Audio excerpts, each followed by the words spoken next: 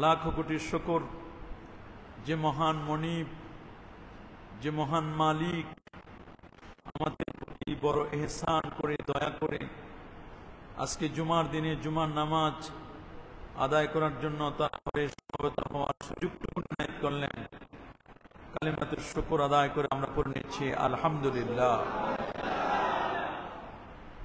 লাখো কোটি তার চার অনেক অনেক গুণ বেশি দরুদ আর সালাম পেশ করছি আল্লাহর সৃষ্টির প্রধান আকর্ষণ কুল কায়নাতের নবী আকা মাওলা নবীজি মুস্তাফা সাল্লাল্লাহু আলাইহি ওয়াসাল্লামের উপর বিনা দরখাস্তে যে নবীর উম্মত হতে পেরেছি, আসুন আরেকটি বার শুকরিয়া আদায় করে পড়ে নিচ্ছি আলহামদুলিল্লাহ। প্রিয়সুধী, আমরা ইসলামের মৌলিক বিষয়গুলো, ইসলামের যে ফান্ডামেন্টাল বিষয়গুলো, এগুলো আল্লাহর নবী আল্লাহর পক্ষ থেকে জেনেছেন। আর আমরা এখানে যারা আছি, আমরা কেউ তো নবীজিকে দেখি নাই, আমরা এগুলো জানতে পেরেছি সাহাবায়ে কেরাম রিদওয়ানুল্লাহি তাআলা আলাইহিম আজমাইনদের মাধ্যমে। নবীর সাহাবীরা এরা ছিলেন পরশ পাথর, আবার এরা যার সোহবত লাভ করেছেন তিনিও ছিলেন পৃথিবীর সবচেয়ে দামি মানুষ, ছিলেন মুহাম্মদুর রাসূলুল্লাহ সাল্লাল্লাহু আলাইহি ওয়াসাল্লাম। অনেকে আমাদেরকে বলেন যে হুজুর খালি নবী সম্পর্কে কথা বলে, আল্লাহ সম্পর্কে বলে না। আমিও মাঝে মধ্যে বলি যে নবী সম্পর্কে বলি আমরা ঠিকই, কিন্তু আল্লাহকে জানতে গেলে আল্লাহকে আমরা চিনেছি তো নবীজির মাধ্যমে, নাকি আমরা সরাসরি কেউ আল্লাহকে চিনেছি? অনেকে বলে যে হুজুর তো খালি নবী, নবী ছাড়া কিছু বোঝে না, রসুলের ছাড়া কিছু বোঝে না, এখানে আল্লাহ সম্পর্কে বলে না। অনেকেই বলে, সমালোচনা করে। সমালোচনা করা তো সহজ ব্যাপার। কেউ যদি নবীকে পাইতে পারে, মানে নবীর ভালোবাসা যদি কেউ লাভ করতে পারে, তাহলে সে আল্লাহকে অটোমেটিক পেয়ে যাবে। কুল ইন কুনতুম তুহিব্বুনাল্লাহ ফাত্তাবিউনি ইউহিব্বুকুমুল্লাহ। আল্লাহকে পাইতে গেলে আল্লাহ তো ফর্মুলা বলে দিয়েছেন, নবীর ইত্তেবা করতে হবে, নবীকে ভালোবাসতে হবে। নবীকে বাদ দিয়ে আপনি আল্লাহকে কখনো পাবেন না। আমরা যে রাসূলুল্লাহ সাল্লাল্লাহু আলাইহি ওয়াসাল্লামকে জানি বা চিনি, আল্লাহকে পাওয়ার জন্য যেমন নবীর ইত্তেবা করতে হয়, নবীকে পাওয়ার জন্য ঠিক তেমনি ভাবে সাহাবায়ে কেরামদেরকে জানতে হবে। বলেন না, সাহাবায়ে কেরামদের কি করতে হবে? কারণ আমরা তো নবীর মজলিসে ছিলাম না, ছিলাম নাকি? সাহাবায়ে কেরাম নবীজির মজলিসে ছিলেন, তারা নবীর সব কিছু তারা অবলোকন করেছেন, দেখেছেন, জেনেছেন। সাহাবীরা হলো মেয়ার, মাপকাঠি। তারা নবী চেনার মাপকাঠি কারা? সাহাবায়ে কেরাম। সাহাবী চেনার মাপকাঠি হলো তাবিঈনে এজাম। বলেন কে? তাবিঈনে এজাম। হাদিসের মধ্যে আসছে যে একটা মানুষের সৌভাগ্যের কতগুলো বিষয় আছে। বলেন না, একটা মানুষের সৌভাগ্যের কি আছে? সৌভাগ্যের বিষয়। সেই সৌভাগ্যের বিষয়গুলোর মধ্যেই আল্লাহর হাবিব প্যারা নবী রাসূল করিম সাল্লাল্লাহু আলাইহি ওয়াসাল্লাম তিনি বলে দিয়েছেন, একটা মানুষের সৌভাগ্যের বিষয় হলো তিনটা। বলেন কয়টা? আরো জোরে বলেন। তিনটা জিনিস যদি কারো মধ্যে থাকে, এই লোকটা তার জীবনে সুখী, এই লোকটা হলো সফল, এই লোকটার মধ্যে জীবনের সৌভাগ্য আছে। তিনটা জিনিস থাকলে রাসূলুল্লাহ বলেন, তার মধ্যে একটা হলো কারো যদি প্রশস্ত বাড়ি থাকে, আল মাসকানুল ওয়াসি, আল মাসকানুল ওয়াসি, প্রশস্ত ঘর বাড়ি, দক্ষিণ দিকের জানালা। দুনিয়াতে সুখী মানুষের একটা সিমটম দিয়ে দিয়েছেন আল্লাহ নবী, সুবহানাল্লাহ বলেন। আল মাসকানুল ওয়াসি, প্রশস্ত বাড়ি, কনজাস্টেড বাড়ি নয়, অনেক বড় বাড়ি, রুমগুলো বড় বড়, দক্ষিণের দিকে জানালার বাতাস, এইরকম যদি কারো মাঝে থাকে, এটা তার একটা সৌভাগ্যের একটা প্রতীক। এক। দুই নম্বর, রাসূলুল্লাহ বলেছেন আল জারুস সালেহ, নেককার প্রতিবেশী। কি? আপনার প্রতিবেশী যদি ভালো হয়, তাহলে আপনার বসবাস করতে, চলতে ফিরতে সব ভালো। সুবহানাল্লাহ বলেন। এই জন্য বাড়ি বানানোর আগে আপনার প্রতিবেশী দেখতে হয়।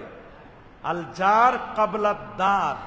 আপনি একটা বাড়ি বানাবেন, বাড়ি বানানোর আগে দেখেন আপনার ডানে বামে সামনে পিছনে কারা প্রতিবেশী। এই প্রতিবেশী যদি ভালো না হয়, তাহলে বাড়ি বানায়া কোনো শান্তি নাই। তাহলে কয়টা বললাম? প্রশস্ত বাড়ি, আর একটা হলো কি? প্রতিবেশী। আর তিন নম্বর হচ্ছে আল মারাকাবুল হানি, একটা ভালো মার্কাব গাড়ি। একটা ভালো যদি আপনার গাড়ি থাকে, আর একটা সুন্দর যদি বাড়ি থাকে। আরেকটি মনে আসছে আল মারআতুস সালেহা, একজন সুন্দর নারী, সুন্দরী নারী, নেককার নারী। তাহলে একটা বড় বাড়ি, একটা সুন্দর গাড়ি, আর একটা হলো নেককার নারী, আর চার নম্বর হলো একটা ভালো প্রতিবেশী। চারটা জিনিস যদি কারো ঠিক থাকে, দুনিয়াতে তার সৌভাগ্যের বিষয়, এটা সৌভাগ্যের প্রতীক। আল্লাহু আকবার। এই হাদিসটা ইমাম বুখারী রহমতুল্লাহ আলাই তার আল আদাবুল মুফরাদের মধ্যে 116 নম্বর হাদিসের মধ্যে এনেছেন। কয়টা জিনিস বলেন? চারটা জিনিস। কয়টা? চারটা জিনিস। একটা হলো তার আল মাকানুল ওয়াসি, প্রশস্ত বাড়ি। এটা দুনিয়ার সৌভাগ্য, রাসূলুল্লাহ বলে দিয়েছেন, প্রশস্ত আপনার বাড়ি। তবে এই যে বাড়ি, নিঃসন্দেহে সেই বাড়িটি আপনার হতে হবে লিগাল টাকা পয়সায়, ইল্লিগাল না। বলেন হালাল। কি?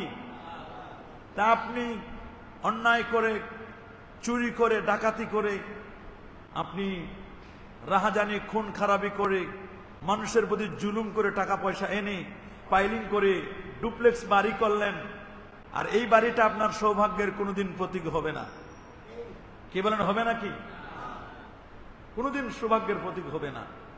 এটা বিল্ডিং হোক আর নরমাল বাড়ি হোক, তবে আপনার বাড়িটা যদি প্রশস্ত হয়, রুমগুলো কনজাস্টেড নয়, প্রশস্ত বাড়ি। আল জারুস সালেহ, নেককার প্রতিবেশী। প্রতিবেশী যদি ভালো না হয়, তাহলে যে দুঃখের কোনো শেষ নাই। প্রতিবেশী যদি ভালো না হয়, তাহলে দুঃখের কি নাই? শেষ নাই। আর ভালো নারী,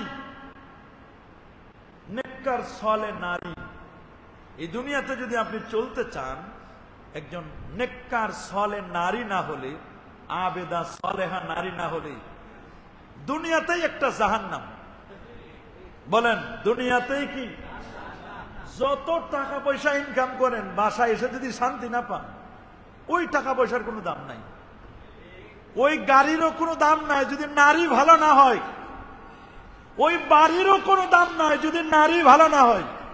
আপনার বাড়িও শেষ, গাড়িও শেষ, সব শেষ যদি নারী যদি ভালো না হয়।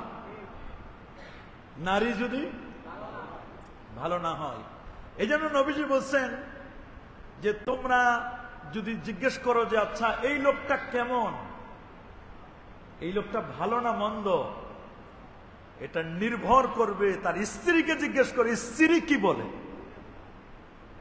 বউর কাছে যদি ভালো হয় তাহলে এটাই হলো আসল ভালো। এমনি বাহিরে আপনি কুতুব, ওরে বাপরে বাপ, আপনার সুনাম সুখ্যাতির শেষ নাই, কিন্তু আপনার বউকে জিজ্ঞেস করেন যে আচ্ছা আপনার স্বামী হিসাবে উনি কেমন। উনি যদি সার্টিফিকেট দেয় যে না স্বামী হিসাবে ভালো, এই সার্টিফিকেট রাসূল বলেন এটা অরিজিনাল সার্টিফিকেট, এটা অরিজিনাল সার্টিফিকেট। এখন এই সার্টিফিকেট যদি জিজ্ঞেস করা যায় যে কয়জনে ভালো, তাহলে দেখবেন যে 100 জনের মধ্যে 99 জনে দেখবেন যে ফেল করবে। বলেন 100 জনের মধ্যে কতজন ফেল করবে? শুনেন, গাড়ি যেটা, এটা যদি নষ্ট হয় এটা দুর্ভোগের কোনো শেষ নাই। বলেন না, গাড়ি নষ্ট হলে দুর্ভোগের কি নাই? শেষ নাই। বাড়ি নষ্ট হলে মেরামত করা যায়, গাড়ি নষ্ট হলে মেরামত করা যায়, প্রতিবেশী নষ্ট হলে বাড়ি উঠায় নিয়ে চলে যেতে হবে, কিন্তু বউ যদি নষ্ট হয় এটা পাল্টানো সমস্যা। বলেন এটা পাল্টানো কি? এই জন্য সবসময় দোয়া করতে বলছেন রব্বানা আতিনা ফিদ দুনিয়া হাসানা, আল্লাহ তুমি দুনিয়াতে কল্যাণ দাও, ওয়া ফিল আখিরাতে হাসানা, আখিরাতেও কল্যাণ দাও। এখন জিজ্ঞেস করছেন আলী রাদিয়াল্লাহু তাআলা আনহুকে যে ভাই দুনিয়াতে কল্যাণটা কি? উনি তাফসীর করেছেন দুনিয়ার কল্যাণ হলো একজন নেককার স্ত্রী।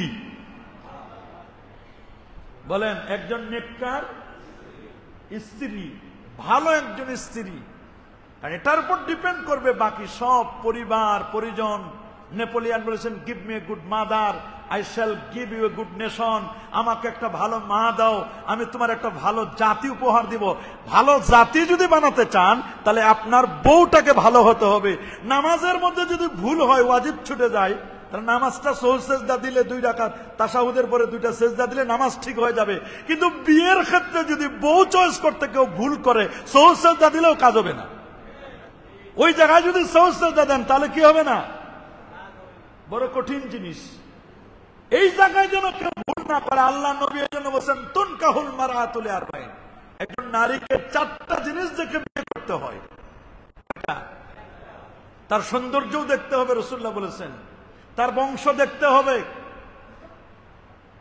বংশ দেখতে হবে, বংশ, হাসাব নসব, তার জামালিয়াত দেখতে হবে, সৌন্দর্য দেখতে হবে, তার দিনদারিও দেখতে হবে, সে দিনদারি কিনা। না হলে তো রাতের বেলায় যেদিন বিয়ে করে নিয়ে আসবেন, শ্বশুরের কাছে চাইবে আব্বা আমার তো সিরিয়াল দেখার প্যারা, আমাকে একটু রিমোটটা দেন, আমার সিরিয়ালের সময় হয়ে গেছে। আর যদি নেককার স্ত্রী হয় তাহলে বলবে যে জায়নামাজ দাও, একটু রাতে তাহাজ্জুদ পড়ব, এগুলো ঠিকঠাক করে গুছগাছ করে রাখি, তসবিটা আনতে ভুলে গেছি, তসবিটা দাও, তসবি দাও, জায়নামাজ দাও, যদি নেককার স্ত্রী হয়। আল্লাহু আকবার বলেন। আমি এই হাদিসটা যখন দেখি আমি মাঝে মধ্যে হিসাব মিলাইতে পারি না যে নবীজি এত কিছু বাদ দিয়ে এইটা কেন বললেন, এই জিনিসটা কেন বললেন আল্লাহ নবী, যে প্রশস্ত বাড়ি, বাড়িটা বড় লাগবে, বউ মানে মারআতুস সালেহা নেককার স্ত্রী লাগবে, গাড়িও ভালো লাগবে, তারপরে প্রতিবেশী ভালো লাগবে। দেখলাম যে চলার জন্য, একটা সমাজে বসবাসের জন্য এই 4টা জিনিসের কোনো বিকল্প নাই। এটা মানুষের সৌভাগ্যের প্রতীক। কয়টা? বলেন না কয়টা? 1 নম্বর প্রশস্ত বাড়ি, 2 নম্বর নেককার নারী, 3 নম্বর ভালো একটা গাড়ি, আর 4 নম্বর ভালো একজন প্রতিবেশী। 4টা জিনিস যদি কারো থাকে, এই লোকটার মধ্যে সৌভাগ্য আছে, শান্তিতে বসবাস করতে পারবে। আল্লাহর নবীর সাহাবীরা তারা নবীজির কাছে গেলে, সোহবতে গেলে, তারা নবীকে এমন সাথী হিসাবে পেয়েছে যে এমন সাথী, পৃথিবীর শ্রেষ্ঠ সাথী ছিলেন আল্লাহর নবী। সুবহানাল্লাহ বলেন। আল্লাহর নবীর চেয়ে ভালো আর কেউ ছিল নাকি? এক সাহাবী আসছে, কথা শুনতেছেন আপনারা? সাহাবী এসে বলছে, হুজুর ইদান লি, আমার অনুমতি দেন, আমি জেনা করব। কি করব? রাসূলুল্লাহ বলেন, জেনা করার জন্য মানুষ অনুমতি নিতে আসে? তুমি জেনা করবা তা আমার কাছে অনুমতি নিতে আসছো? জি হুজুর, আমাকে অনুমতি দেন, আমি পুরুষ মানুষ, এডাল্ট যুবক আমি, হুজুর আমি জেনা করতে চাই, আমার অনুমতি দেন। তো রাসূলুল্লাহ বললেন যে ঠিক আছে, তুমি সত্যি জেনা করবা? জি হুজুর, আমি জেনা করব। তা আল্লাহ নবী বুঝালেন, দেখো তুমি যার সাথে জেনা করবা সে তো কারো না কারো বোন। বলে হ্যাঁ,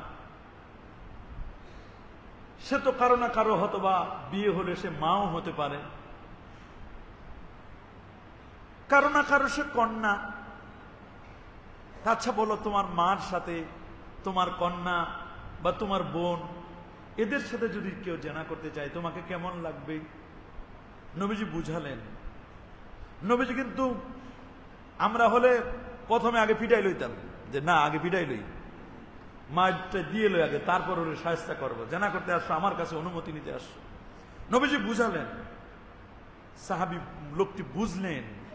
বুঝার পরে আল্লাহ নবী তার দস্ত মোবারক, তার হাতটা ওর বুকের মধ্যে রাখলেন। সুবহানাল্লাহ বলে। নবীজি তার দস্ত মোবারক তার বুকের মধ্যে রাখলেন, বলে তুমি জেনা করতে আসছো, আল্লাহর কাছে দোয়া করো, আল্লাহুম্মা তাহির কালবাহু, আল্লাহ তার অন্তরটাকে তুমি পবিত্র করে দাও, আল্লাহ গুনাহমুক্ত করে দাও, আল্লাহ ওর অন্তরটাকে পরিচ্ছন্ন করে দাও।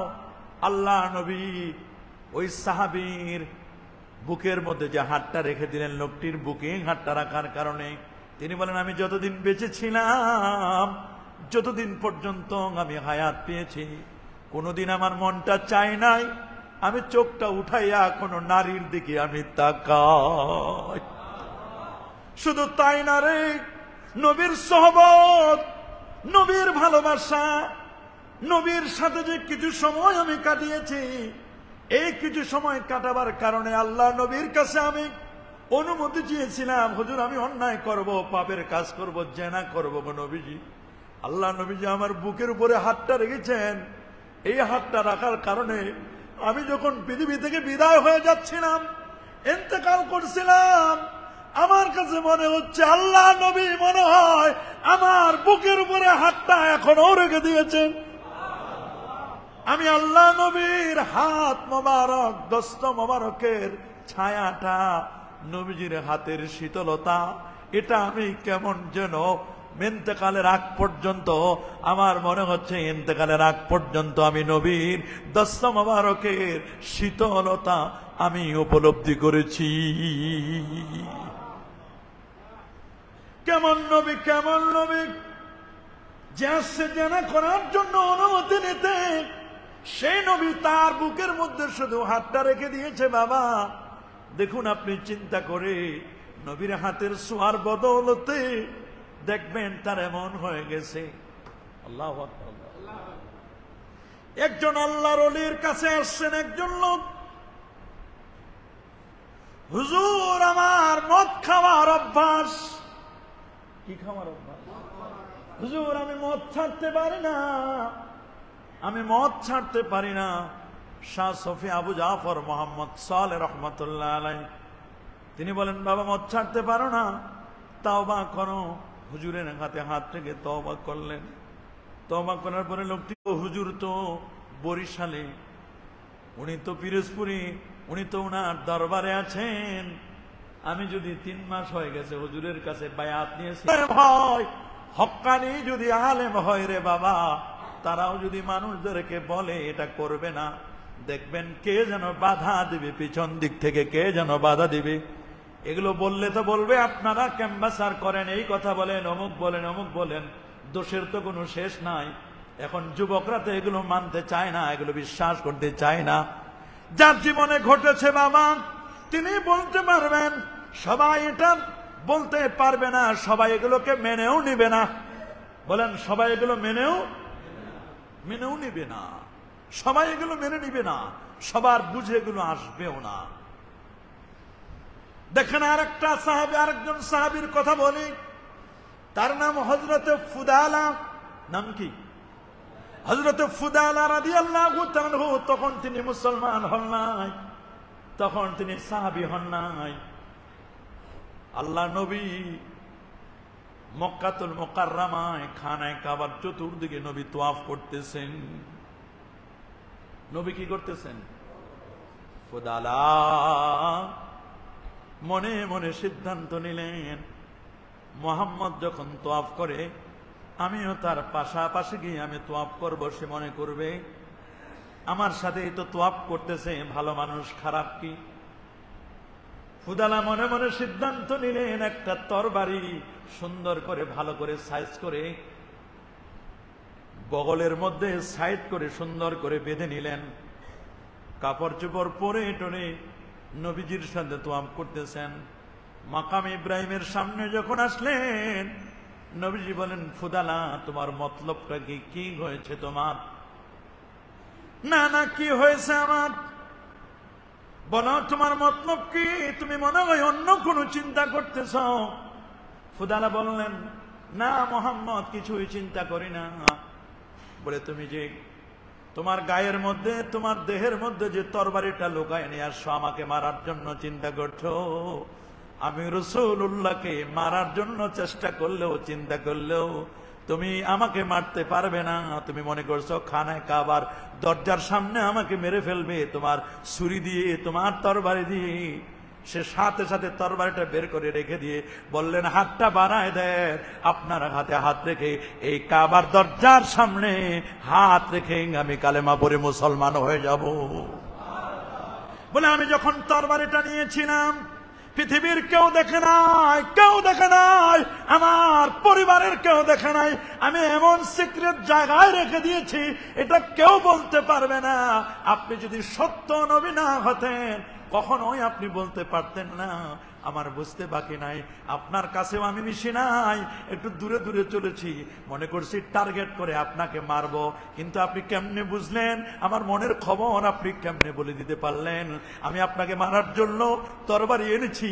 এটা আপনি কেমনে বুঝলেন? বলে, এটা বোঝা লাগে না রে, আল্লাহর নবীদের পাওয়ার আল্লাহ এভাবেই দান করেন। আল্লাহু আকবার।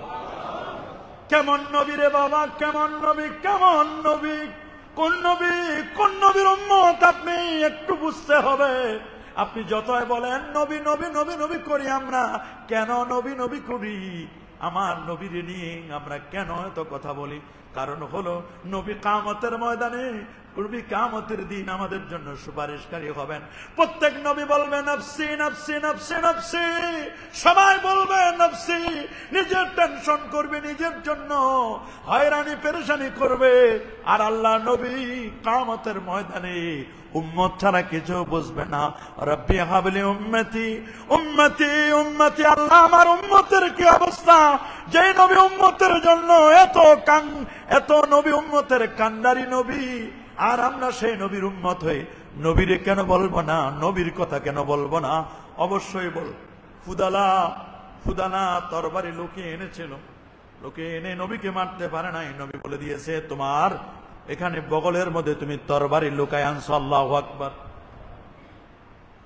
চিন্তা করে দেখেন কিভাবে সাহাবায়ে কেরাম নবীকে ভালোবাসে। আল্লাহু আকবার। রাসূলুল্লাহর একজন সাহাবী ছিল,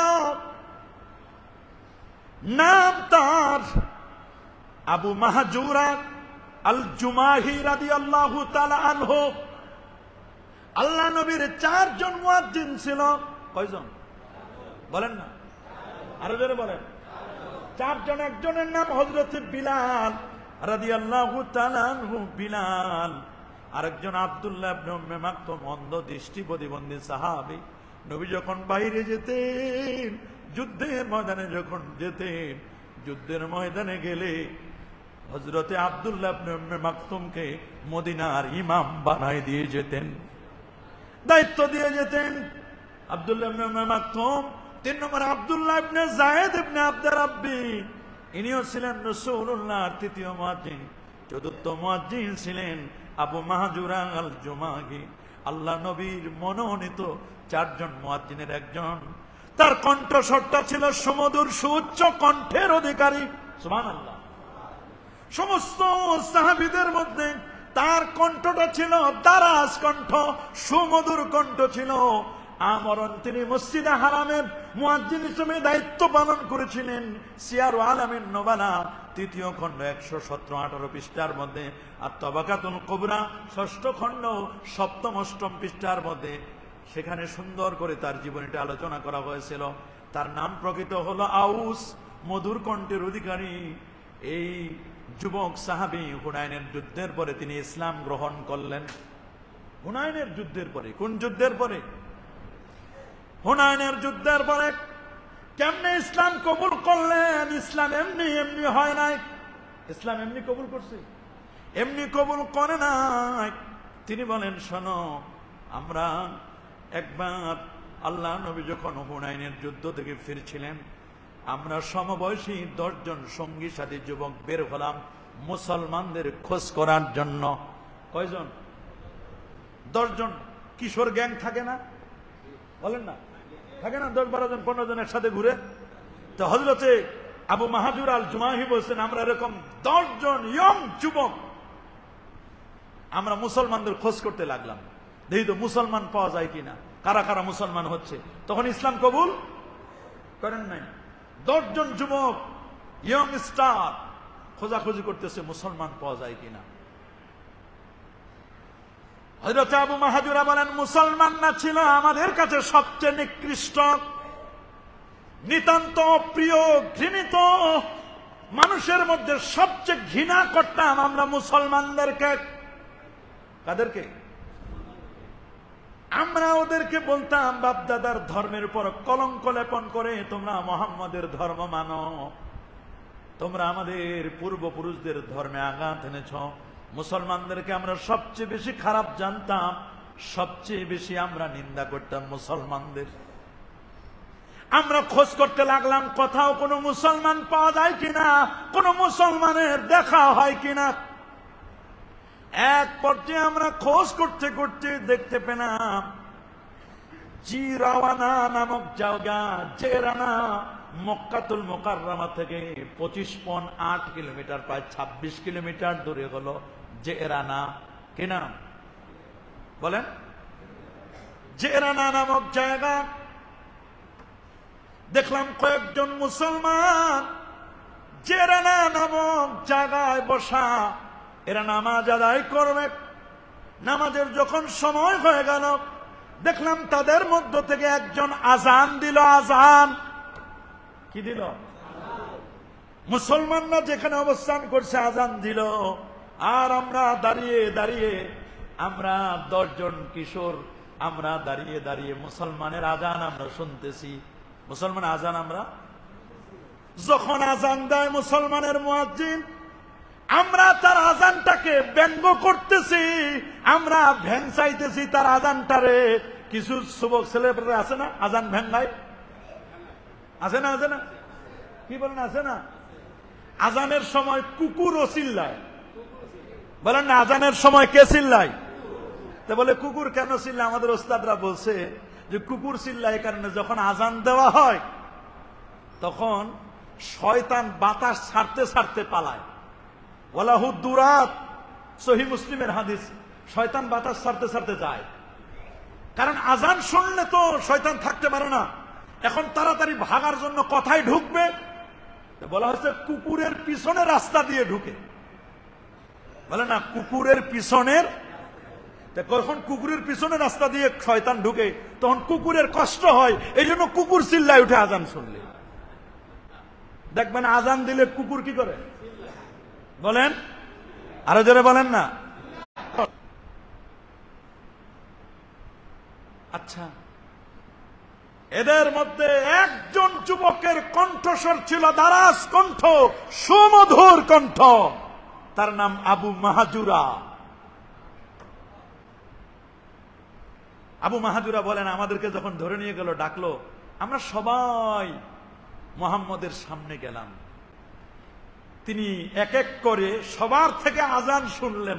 আমরা 10 জন যে আজান ব্যঙ্গাইছি, আমরা তো একবার উচ্চারণ করলে ওদের মুখস্থ হয়ে যেত। আমাদের মতো তো আর বাঙালি না, ওরা তো আরবি। আজান একবার শুনলে ওদের মুখস্থ হয়ে যেত, মেধা শক্তি ছিল খুব বেশি। তো বলো, তুমি বলো আজান দাও, ও আজান দিছে, বলে আচ্ছা ঠিক আছে। এরকম করে এক এক করে 10 জনের আজান শুনলো কে? আল্লাহর নবী। কে? তো হযরত আবু মাহাজুরা বলেন, আমি তো যুবক মানুষ, আমি তখন মুসলমান হই নাই, তা আল্লাহর নবী মোহাম্মদ আমার আজানটা শুনছে সবার শেষে। 9 জন আজান দেওয়া শেষ, আমার থেকে শুনলেন সবার শেষে। আমি এত সুন্দর করে আজান দিলাম, আগে তো আমি ব্যঙ্গ করেছিলাম, যখন দেখলাম মোহাম্মদ আমার আজান শুনছে আমি আর ব্যঙ্গ করলাম না। আজানের কালিমাগুলো আমার এত ভালো লাগলো, ভালো লাগতে লাগতে আমি সুন্দর করে আজান দিলাম। আমার কণ্ঠটা মোহাম্মদ সাল্লাল্লাহু আলাইহি ওয়াসাল্লামের কাছে এত ভালো লাগলো, তিনি আমাকে এবার সামনে বসালেন। আমার মাথার অগ্রভাগের সামনের যে চুলগুলো আছে, নাসিয়াতিন কাযবা, সামনের একেবারে ফ্রন্ট সাইডের যে চুলগুলো আছে, আমার চুলগুলো নবীজি ধরলেন। আমরা যুবকের মাথার চুল ধরি না মাঝে মধ্যে, তিনি বলেন আমার চুলগুলো আল্লাহ নবী আমাকে ধরে সামনে বসালেন। অগ্রভাগের হাতটা বুলাতে বুলাতে 3 বার আমার জন্য বরকতের দোয়া করে দিলেন। আমার এখানে চুলগুলো ধরে নবীজি আমার জন্য বরকতের দোয়া করে দিলেন। 3 বার, একবার নয়, 2 বার নয়, 3 বার আল্লাহর নবী আমার জন্য দোয়া করলেন। এরপর আমাকে ইসলামের দাওয়াত দিলেন। এতক্ষণে তার প্রতি আমার অন্তরের বিদ্বেষগুলো দূর হয়ে গেল। যে আবু মাহাজুরা, আমি মুহাম্মদের নামটা আমি সহ্য করতে পারতাম না, মুসলমানদের নাম সহ্য করতে পারতাম না, তিনি যখন তার দস্ত মোবারক হাতটা দিয়া আমার মাথার খুলির সামনে চুলগুলো যখন ধরলেন, 3 বার যখন দোয়া করলেন, আমার কাছে মনে হচ্ছে মুসলমান আর মুসলমানের নবী মোহাম্মদ সাল্লাল্লাহু আলাইহি সাল্লাম এই পৃথিবীর চেয়ে, এমনকি আমার মা বাবা আত্মীয় স্বজন সবার চেয়ে মুহাম্মদের চেয়ে আপন আর কাউকে মনে হলো না। आहा कि मोहम्मद सल्लल्लाहु अलैहि वसल्लम कि मोहम्मद से वफा तो नहीं, तो हम तेरे हैं, ये जहां चीजों है किया, लौहो व कलम तेरे हैं, फहन्ना इलैहिल जिज़ु व कल्लम गुज़्ज़िबु व कल्लम अल हसा फी यदी व तज़लजल लहुल जबाल। কেন লাগবে না, কেন লাগবে না? তিনি যখন কথা বলেন দাঁতের ফাঁক দিয়ে নূর চমকায়, যার জন্য উস্তুনে হান্নানা বিরহে কাঁদতে লাগলো। পাহাড়ের পাথরগুলো পর্যন্ত পাহাড় থরথর করে কাঁদতে লাগলো। কঙ্করময় ভূমিগুলো, পাথরগুলো নবীকে সালাম দিতে লাগলো, হাতে তাসবিহ পড়লো। কেমন নবী, কেমন নবী! সেই নবীকে আমার জীবনের চেয়ে এখন আমি বেশি ভালোবাসি। এরপর তিনি আমাকে, আমার ইসলাম যখন কবুল হয়ে গেল, নবী বলেন তোমার ইসলামটা কবুল হয়ে গেছে। এরপর তিনি আমাকে বললেন যাও মসজিদে হারামে আল্লাহর ঘর খানায় কাবায় তুমি আজান দাও। আমি বললাম আল্লাহ রাসূল, আমি কিভাবে আজান দিব? ইয়া রাসূলুল্লাহ, আমি কেমনে আজান দিব? আপনি একটু আমাকে ভালো করে তালিমটা দিয়ে দেন। তিনি এবার আল্লাহ নবী এবার আজানের তালিম দিলেন। সিয়ারু আলামিন নুবালার মধ্যে আছে, সিয়ারু আলামিন নুবালার মধ্যে আছে আল্লাহ নবী তাকে আজানের বাক্যগুলো সুন্দর করে মাত তাসবিহ মাত তারতিল সুন্দর করে শিখায় দিলেন। সুবহানাল্লাহ। এই যে আল্লাহ নবী ওই সাহাবীর সামনের মাথার চুলের গোছাটা ধরেছেন, চুলের গোছাটা যখন ধরেছেন, এই চুলের গোছাটা বড় হতে লাগলো। চুলগুলো আল্লাহ নবী ধরেছেন, চুলগুলো বড় হতে লাগলো। বড় হতে হতে হতে হতে এই চুলগুলো একজন মহিলা মানুষের, নারীর চুল যত লম্বা হয় এত বড় লম্বা চুল হলো। ইসলাম গ্রহণের সময় আল্লাহ নবী তার মাথায় এই চুলের গোছাটা ধরেছিলেন। সুবহানাল্লাহ, আল্লাহু আকবার। তিনি যখন জীবনের শেষ সময়, সবাই বলে রে ভাই তুমি এই চুলগুলো কাটো। ওরে আবু মাহাজুরা, তোমার চুলগুলো কেন কাটো না? আবু মাহাজুরা চোখের পানি ছেড়ে দিয়ে কাঁদলেন, বললেন শোনো এই চুল আমি কাটবো না, এই চুলে আল্লাহর নবী তার দস্ত মোবারক তার হাতটা লাগাই দিয়েছে। নবীর হাতের ছোঁয়া আমার এই চুলের মধ্যে লেগেছে। আমি চাই আমি যখন কবরে যাব রে, আমার যখন কবরে রাখা হবে, আল্লাহ নবীর তার দস্ত মোবারক তার হাতটা দিয়ে যে আমার চুলগুলো ধরেছে, এই চুলটা আমি কেমনে কাটি? আমার নবীর হাতের ছোঁয়া লেগেছে চুলে, এই চুল আমি কাটবো না, কাটবো না, কাটবো না। এই চুল নিয়ে আমি কবরে যাব, এই চুল নিয়ে আমি আল্লাহর দরবারে যাব, এই চুল আমি আর কাটবো না। আল্লাহু আকবার, আল্লাহু আকবার। নবীর ছোঁয়া লেগেছে এই চুলে, নবীর ছোঁয়া লেগেছে এই চুলে, আমি এই চুল কাটবো না, এই চুল আমি কাটতে পারি না। আমি আল্লাহ নবীর ধরা চুল, এইটাকে আমি স্মৃতি হিসাবে আমি রেখে দিলাম। আল্লাহু আকবার, আল্লাহু আকবার। তার চুলগুলো লম্বা হলো নারীদের মতো চুল। হযরত ইবনে মুয়াইরিস রাহমাতুল্লাহ আলাইহি বলেন, আবু মাহাজুরার লম্বা চুল দেখে তাকে বললাম, আপনি কি আপনার চুলগুলো কাটবেন না? তিনি জবাব দিলেন, যে চুলে আল্লাহ নবীর হাত বুলিয়েছেন, বরকতের জন্য দোয়া করেছেন, সেটা আমি কোনো অবস্থায় কাটতে পারি না। এটা ছিল তার নবীর প্রতি এক অকৃত্রিম জজবা, ভালোবাসা।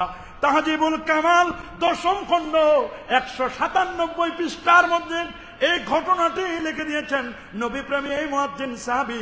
59 হিজরিতে মক্কাতুল মুকাররমায় ইন্তেকাল করেন। ইন্তেকালের সময় নবীজির যেই চুলগুলো তার দস্ত মোবারক হাত দিয়ে ধরেছিলেন, ওই চুলগুলো ওই অবস্থায় তিনি ইন্তেকাল করেছেন।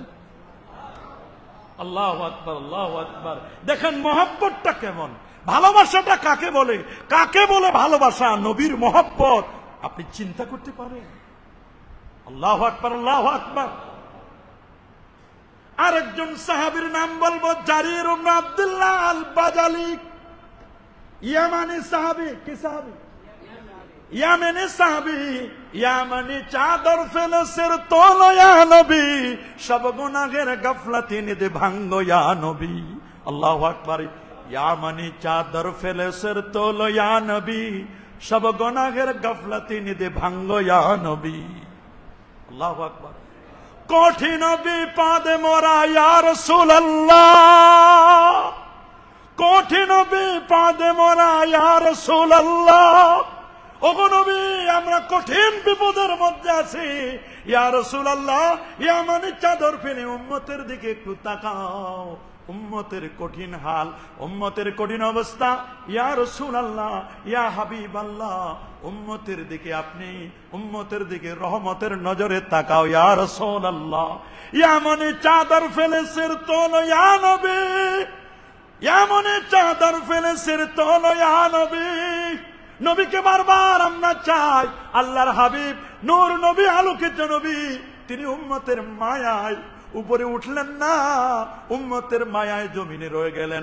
উম্মত যদি কিছু টাকা খরচ করে মদিনা মুনাওয়ারায় যাইয়া নবীর রওজায় গিয়ে যদি হাজিরা দিয়ে বলে, ইয়া রাসূলুল্লাহ, আমি গুনাহ করে ফেলেছি, অন্যায় করে ফেলেছি, পাপের কাজ করে ফেলেছি, ইয়া রাসূলুল্লাহ, গুনাহ মাফির জন্য আপনার রওজায় আসছি, আপনি যদি একটু আল্লাহর কাছে বলে দেন, আয়াতটা লেখা, রওজা মোবারক আয়াত লেখা, ওয়ালাউ আন্নাহুম ইযযালামু আনফুসাহুম জাউকা ফাস্তাগফিরুল্লাহ ওয়াস্তাগফারা লাহুমুর রাসূল লাওয়াজাদুল্লাহা তাওয়াবার রহিমা। নবী, আপনি যদি একটু আল্লাহর কাছে আমার জন্য বলে দেন, ইয়া রাসূলুল্লাহ, আপনি যদি একটু বলে দেন, আমার আল্লাহ, আপনি নবীর উসিলায় আমার জীবনের গুনাহ আল্লাহ মাফ করে দিবে। 4 লাইনের কবিতা আজও লেখা রে বাবা, নবী রওজার সামনে লেখা, ইয়া খায়রা মান দুফিনাত বিলকায়া আদমহু ফাতাবা মিন তিবিহিন্নাল কাওয়ালাকামু নাফসুল ফিদাউ লিকবরিন আনতা সাকিনুহু ফিহিল আফাফু ওয়া ফিহিল জুদ ওয়াল কারাম। 4 লাইনের কবিতা আজও লেখা। সেই নবীর উম্মত কিন্তু আমরা ভুলে গেলে চলবে না। নবীর সুন্নতকে জিন্দা করতে হবে, নবীর ভালোবাসায় মাথায় টুপি দিতে হবে। অনেক যুবক আছেন মাথায় টুপি দেন না, অনেক মুসল্লি আছেন মাথায় টুপি ছাড়া আসেন। বাবা, হাতে ধরে পায়ে ধরে বলি, নবীর সুন্নতটা জিন্দা করেন, মাথায় টুপিটা দিয়ে আসবেন, মুখে দাড়ি রাখেন, মরার সময় যেন আপনার কাপড় চোপড় খুলে দেখা না লাগে যে আপনি মুসলমান না, অন্য ধর্মের, মুখে দাড়িটা রেখে দেন, এই দাড়িটা আপনার মুসলমানের প্রতীক। আবার অনেকেও তো আছে দাড়ি রাখেও অন্যায় অপকর্ম করে, মনে রাখবেন সেটা আমাদের উদ্দেশ্য নয়। আপনি দাড়িটা রেখে দেন, নামাজি হন, মুত্তাকি হন, সুদ ছেড়ে দেন, ঘুষ ছেড়ে দেন। মাঝে মধ্যে দেখা যায় সুদখোর, ঘুষখোর এরা মসজিদের সামনের কাতারে দাঁড়ায়া নামাজ পড়ে, পাগড়িও পরে আবার, কিন্তু দেখবেন সুদ ছাড়তে পারলো না, ঘুষ ছাড়তে পারলো না, চাঁদাবাজি ছাড়তে পারলো না। তোমার এই নামাজটা লোক দেখানো নামাজ, আল্লাহর সাথে মস্কারি করা। যে সুদ কেন, ঘুষ কেন? শুধু ৭৩টা গুনাহ, সবচেয়ে ছোট্ট গুনাহ আপন মায়ের সাথে জিনা করা, জিনা করা, আপন মাকে বিয়ে করা। তুমি সুদ ছাড়তে পারলে না, ঘুষ যে খাবে, ঘুষ যে খাবে, অন্যায় ভাবে আরেকজনের সম্পদ যে লুণ্ঠন করবে, এটার শাস্তি আপনি পাবেন, পাবেন। যে ঘুষ কেন, সেজন্য আল্লাহর সাথে যুদ্ধ ঘোষণা করল, তারপরও বুঝে না, তারপরও বুঝে না। আমাদের সাথে মুসাফাও করতে আসে, মাঝে মধ্যে হাদিয়াও দিতে আসে। আমরা যে চিনি না তা না, আমরা চিনিয়ে ফেলেছি, বুঝেও ফেলেছি। আমরা দেখলেই তো বুঝি কোন টাকাটা মোটামুটি কেমনে আসে, কোন পারপাসে আসে। বুঝার পরে এগুলো হয়তো বা কোনো ফকিরকে দিয়ে দিই, না হয় কখনো কোনো কাউকে সাদাকা দিয়ে দিই। বুঝতে পারি হাদিয়া পাইলেই মনে করবেন না, হাদিয়াটা নেওয়ার সাথে সাথে মনে করবেন না পকেটে ঢুকাইলেই যে আমরা এটা ব্যবহার করি। না রে বাবা, কত হাদিয়া মানুষকে দিয়ে দিই, কারণ বুঝতে পারি যে না, এই লোকটার ইনকাম সোর্স খবর নেই। যদি কোনোটা খবর নিতে না পারি তাহলে বুঝি যে না, যেহেতু খবর নিতে পারি নাই, সন্দেহের মনে হলে আরেকজনকে দিয়ে দিই, তুমি খেয়ে নিও বাবা। আল্লাহ আমাদের হেফাজত করুন, বলি আমিন। আজকে আর বলা হলো না জাবের ইবনে আব্দুল্লাহ আল বাজালির হাদিসটি আগামী জুমায় আল্লাহ চাহে তো আমরা বলবো ইনশাআল্লাহ। একজনে কয়েকটা প্রশ্ন করেছে, একটু উত্তরটা না দিলে নয়। অনেকেই প্রশ্ন করে, হুজুর সালাম নেবেন, আমার 3টা প্রশ্ন বা অনুরোধ বলতে পারেন, উত্তরটা দিবেন। আপনি যখন বয়ান শুরু করে থাকেন, মিম্বার সামনে বসা কয়েকজন মুরব্বী বসে